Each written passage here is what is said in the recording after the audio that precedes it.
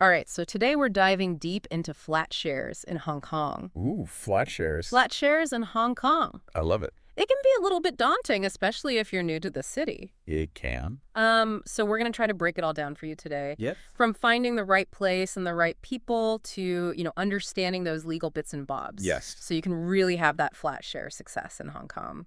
Yeah, it's really interesting landscape right now. We're seeing this rise of like co-living spaces, Yes. especially popular with young professionals and expats. Yeah. Are those I've always wondered, are those just kind of like glorified dorm rooms? Yeah. Or is there something more to it? So they are a little bit more than just like a room that you rent. Okay. They often have these like shared amenities like fully equipped kitchens, nice comfy lounges, Oh, wow. and sometimes even co-working spaces. Oh, wow. So, the idea is to build that community, and All right. which can be really appealing in a city like Hong Kong, where, it can be tough to break into those social circles. For sure, especially when you're new to the city. Yeah. That's a really appealing concept. Yeah. Um, what about, though, those who are looking at more traditional flat shares? Yeah. What are some of those cultural nuances of sharing a flat in Hong Kong Right. that maybe someone wouldn't expect if they were coming from another country? Well, noise levels, being mindful of those quiet hours is paramount. Right. Hong Kong buildings are often very densely packed. Yes. So you're going to want to be very respectful of your neighbors. And that can also go into the sharing responsibilities piece, too. Right. From paying the bills on time to just maintaining a clean and organized living space. For sure. Clear communication is just so vital. Absolutely. A shared understanding of, those expectations before you even move in together. Right. So it's about finding that sweet spot between enjoying that community aspect Yeah. while also respecting each other's need for privacy. Precisely, it's a balancing act. Yeah. But one that's worth mastering, Yeah. because I think, a lot of residents that live in these spaces, they share a love of nature, Oh, okay. and they foster a strong sense of community. Yeah. But they're also only, a short commute from that bustling city. Right. So, they can escape when they need to. Best of both worlds. Exactly. Let's talk neighborhoods. Yes. Shall we start with the infamous Central and Western District? Let's do it. It's such a good starting point. Yeah. It's so well known for, it's a mix of modern skyscrapers Yes. and that colonial architecture. It's just this constant buzz of activity. Yeah. Businesses, restaurants, the nightlife is thriving. Right. It's a real magnet for those young professionals and expats Right. who, thrive on that energy. Right. And I imagine that public transport there must be top notch. It is. The MTR is incredible in this area. Oh, good. So efficient, well connected. Okay. If you're going to rely on public transport, this is where you want to be. That's a big plus. It is, but it comes at a price. Right. Rents in Central can be very high. As one would expect. Exactly. So let's say you are a little bit more budget conscious. Sure. Are there any hidden gem neighborhoods Yeah. in that area? Even within Central and Western District, there are pockets of affordability. Okay, good. So Chung Ying Court in Sai Ying Pun, for instance. Okay. It's a little off the beaten path, Right. but still offers a great balance of convenience and value. Okay. Think of it as like, getting that central lifestyle, Right. but at a slightly, less eye-watering price. I like it. All right, so that's good intel. Yeah, Now, I've heard whispers that Kowloon is a more affordable alternative. it is. Is that true? It is absolutely true. Okay, good to know. And it's a similar level of convenience to like parts of Central, Okay. but at about 30% lower rent. Oh, wow. That's significant. It is significant. And, think of like those bustling markets, delicious street food, Okay. which you won't find anywhere else, and this rich cultural history Okay. that really immerses you in Hong Kong life. So this is the spot for those who really want to kind of get into the authentic Hong Kong experience without, breaking the bank. Yeah. What neighborhoods would you recommend kind of checking out in Kowloon? Mong Kok and Sim Sha Tsui are great places to start. Oh, yeah. They're brimming with energy shopping. Ah, yes. And, of course, that incredible street food. Right. It's a different vibe from the island side, Right. but it's just as exciting. Now, for those who maybe want to escape the city buzz altogether, Yeah. what's the hidden gem neighborhood for those who want a quieter lifestyle? The New Territories. Okay. It's often overlooked, Okay. but for those who want a more tranquil experience, this is the place to be. Right. We're talking sprawling green spaces, incredible hiking trails, a slower pace of life. That sounds lovely. It is lovely. Sure. You can escape the concrete jungle, breathe that fresh air. Yeah. It's a world away from the city, but Yeah. still, a very reasonable commute if you want to work or explore the urban areas. Amazing. All right, so you found the perfect flat. Yeah. You've nailed down the neighborhood. Yeah. Now you got to find the right people to live with. Right. That's a whole other beast. Yeah. Let's get into that. Let's dive into the roommate search. So online platforms are going to be your best friend. Yeah. Facebook groups, websites dedicated to flat shares in Hong Kong. Yeah, okay. The key is to create that detailed profile, Yeah. highlighting your lifestyle, your preferences, be upfront about your habits Right. and what you're looking for in a roommate. So it's kind of like online dating, but for roommates. Exactly. Okay. But for roommates, yeah. All right, so you've connected with some potential roommates online. Yeah. What questions do you absolutely have to ask before you even think about moving in together? It's all about understanding their daily rhythm. Okay. Are they an early bird or a night owl? Right. How do they approach those household responsibilities? Okay. Are they clean and organized, or are they more laid back? Right. Don't be afraid to ask about their work schedules, their social habits, Okay. even their stance on having guests over. Right. The more open and honest you are up front, Yeah. the better. It can be awkward to have those conversations, but I think it's so much easier to have them up front It is. than, when you're already living with someone. Exactly. And all of a sudden you're like, oh my gosh, Yeah. you never do the dishes. You don't want to be passive-aggressive with the Post-it note. Exactly. Or like, why are there always 20 people here? Exactly. So, yeah, good to have those up front. Yeah, and, you also want to be aware of those potential red flags. Okay. What are some red flags? So does their story seem inconsistent? Okay. Are they reluctant to meet in person? Right. Do they seem hesitant to discuss finances or their employment situation? Okay. Trust your instincts. Yeah. If something feels off, best to move on to the next candidate. Absolutely. Yeah.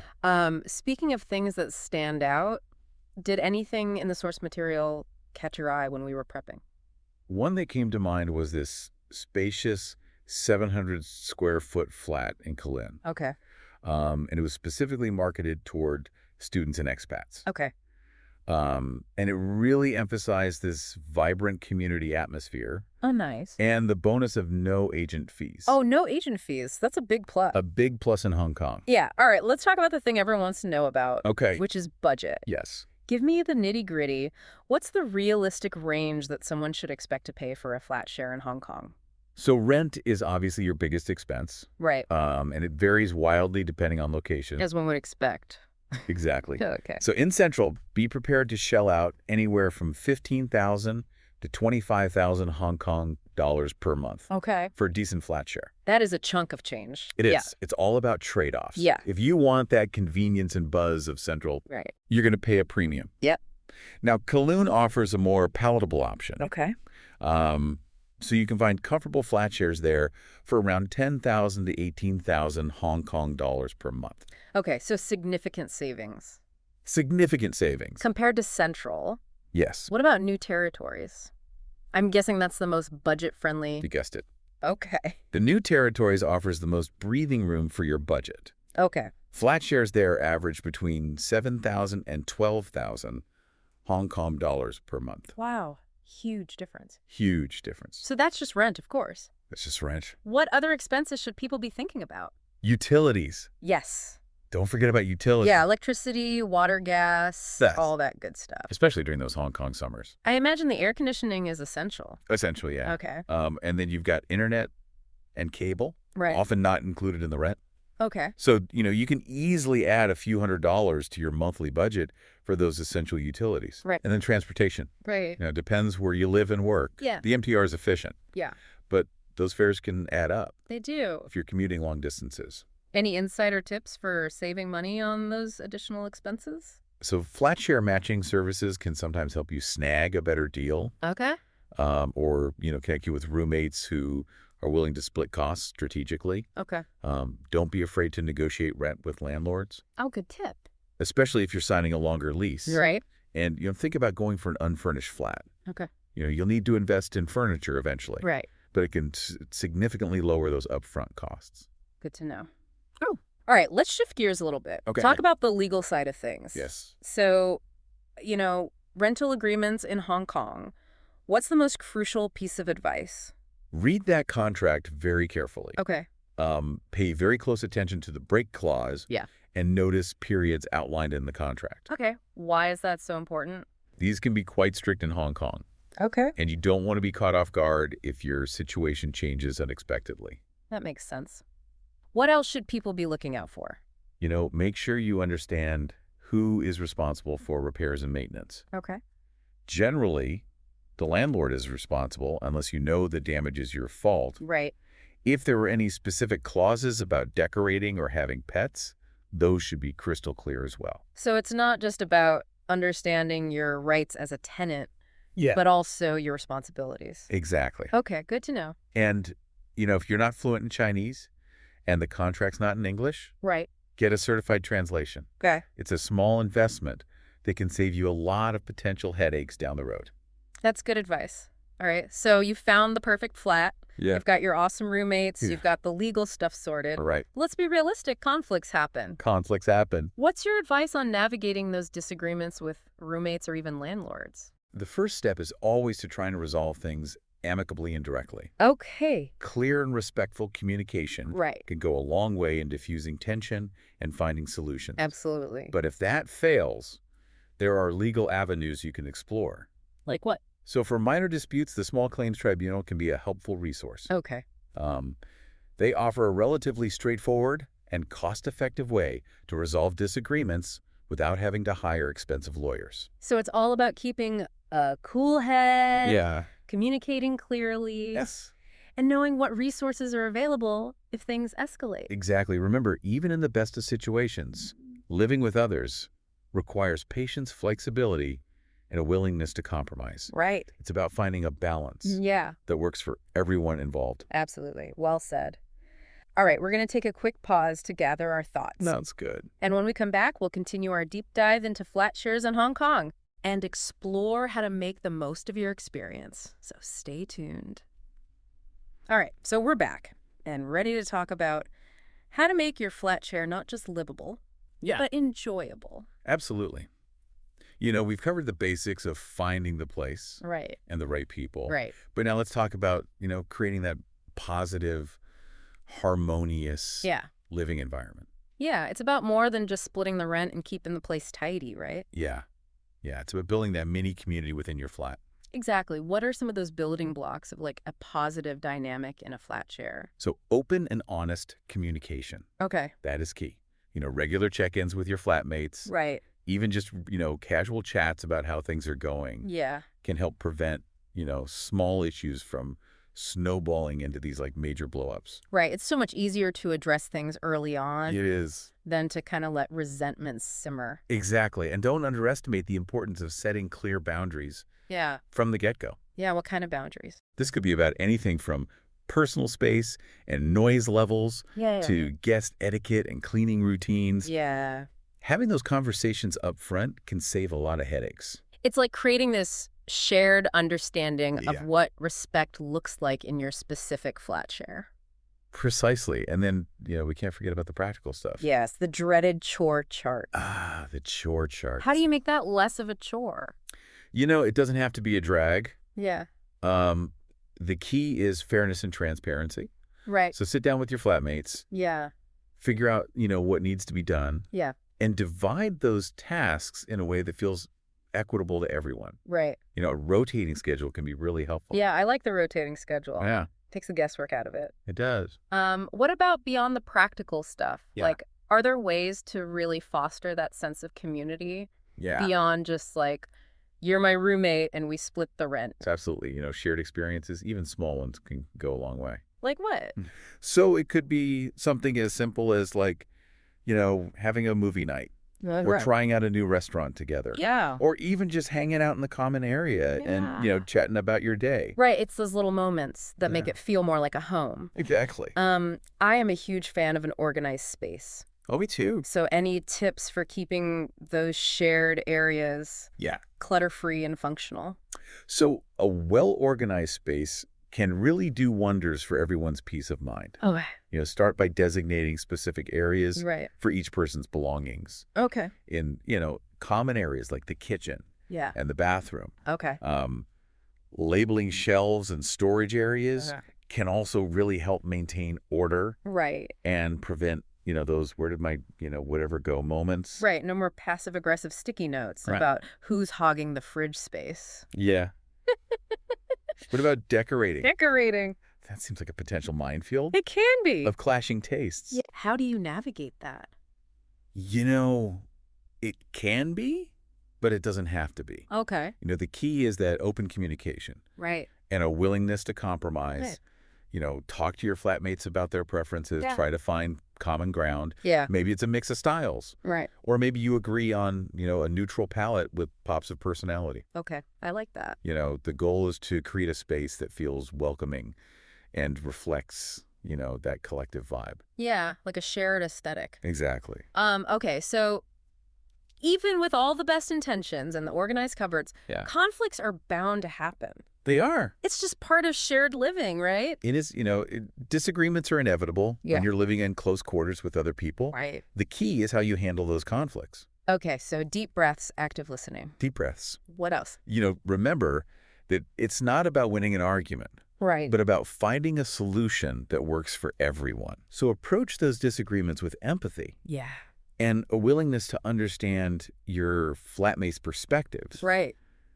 Avoid raising your voice Right. or resorting to accusatory language. Right. Keep those lines of communication open. Yes. Even when it's tough. And respectful. Yeah. And if you find yourself at an impasse, Yeah. don't hesitate to seek mediation Okay. from like a neutral third party. Right. So this could be a trusted friend Yeah. or even a professional mediator if the situation calls for it. Okay. Sometimes an outside perspective Yeah. can really help diffuse that tension Yeah. and, guide everyone toward a mutually agreeable resolution. Yeah. I think that's a good reminder. Yeah. We often think we have to handle these things ourselves, We do. but sometimes bringing in that outside perspective can make a huge difference. It can. And, remember, while sharing a living space has its challenges, Right. it can also be incredibly rewarding. Especially in a city like Hong Kong, where connecting with others can really enrich your experience. Absolutely. Yeah. You get to meet people from diverse backgrounds, Right. share those experiences, and perhaps even form lasting friendships. For sure. It's like, having this built-in support system Yeah. as you navigate life in this exciting and sometimes overwhelming city.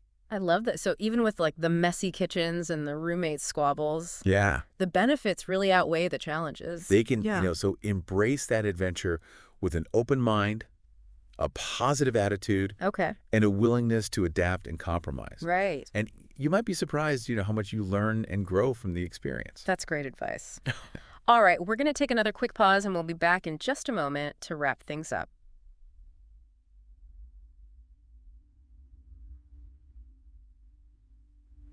All right, we are back for our final thoughts on flat shares in Hong Kong. I feel like we've covered so much. We really have, from neighborhood vibes Yeah. to, finding those compatible roommates, to the art of actually like creating a harmonious living space. It's a lot. It is, so what are your kind of top takeaways for our listeners? So I think first and foremost, it's crucial to like really embrace that unique flat share culture in Hong Kong. Right. Whether you opt for, a co-living space with that built-in community Right. or a more traditional flat share, Yeah. understanding those dynamics and expectations is really essential. And we can't forget about location. No, Whether it's the, buzz is central, the affordability of Palanun or that tranquility of the new territories. yeah, Each neighborhood has its own personality. it really does. Choosing the right location can make or break Yeah. your flat share experience. That's so true. And then, of course, there's the roommate search. Yes, the all-important roommate search. It's like finding your flat share soulmate. It is. Take your time. Yeah. Ask those crucial questions about lifestyle habits Right. and trust your instincts. Yes. A compatible roommate can make all the difference. Couldn't agree more. And once you've found your flat share dream team and you've settled into your new place, Yeah. just remember, open communication, Yes. mutual respect, Yes. like shared sense of responsibility. So important. Like those are the cornerstones Yeah. of a happy flat share experience. It's about creating a space where everyone feels, comfortable, heard, and respected. For sure. And let's not forget to have some fun along the way. Oh, yes, have fun. Embrace those opportunities to connect with your roommates. Yeah. Explore your neighborhood experience, all the amazing things that Hong Kong has to offer. So much to do. It really is. I love that it's not just about finding a place to sleep. Right. It's about creating like a home and a community, It is. even if it's temporary. Exactly. So before we say goodbye, I want to leave our listeners with a little something to ponder. Ooh, a parting thought. Yes, as you kind of embark on this Flatshare journey in Hong Kong, Yeah.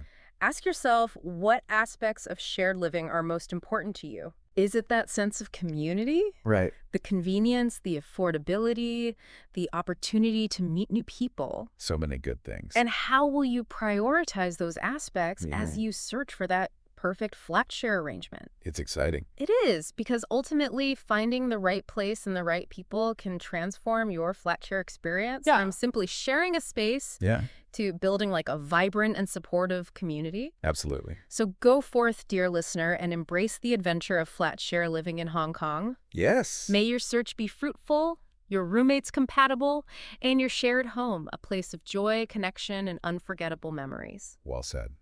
And remember, if you ever need a refresher on navigating this world, we're always here to guide you. Until next time, happy flat hunting.